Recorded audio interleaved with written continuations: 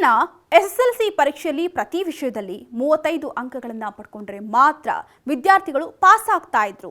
ಆದರೆ ಇನ್ನು ಮುಂದೆ 10ನೇ ತರಗತಿ ಪರೀಕ್ಷೆಯಲ್ಲಿ ಪ್ರತಿ ವಿಷಯದಲ್ಲಿ 33 ಅಂಕಗಳನ್ನು ಪಡ್ಕೊಂಡ್ರೆ ಸಾಕು ವಿದ್ಯಾರ್ಥಿಗಳು ಉತ್ತೀರ್ಣರಾಗ್ತಾರೆ.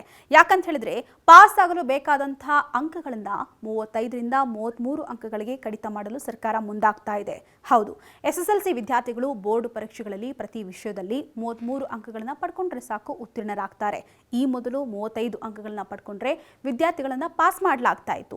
ಆದರೆ ಈಗ ಇದರಲ್ಲಿ 2 ಅಂಕಗಳನ್ನು ಕಡಿತ ಮಾಡಲಾಗಿದ್ದು ಪ್ರತಿ ವಿಷಯದಲ್ಲೂ ಕೂಡ 33 ಮಾರ್ಕ್ಸ್ ಪಡೆದರೆ ಮಾತ್ರ ವಿದ್ಯಾರ್ಥಿಗಳನ್ನು ಪಾಸ್ ಮಾಡಲಾಗುತ್ತೆ. ಇನ್ನು ಓವರಾಲ್ ಆಗಿ ಅಗ್ರಿಗೇಟ್ ಶೇಕಡ 33 ಪಾಸಿಂಗ್ ಅಂಕಕ್ಕೆ ಕಡಿತ ಮಾಡಿರ್ತಕ್ಕಂಥ ಸರ್ಕಾರ 625ಕ್ಕೆ 206 ಅಂಕವನ್ನು ಪಡ್ಕೊಂಡ್ರೆ ಉತ್ತೀರ್ಣರಾಗ್ತಾರಂತೆ. ಇನ್ನು ಈ ಹಿಂದೆ ಓವರಾಲ್ ಪಾಸಿಂಗ್ ಶೇಕಡ 35% ಇತ್ತು.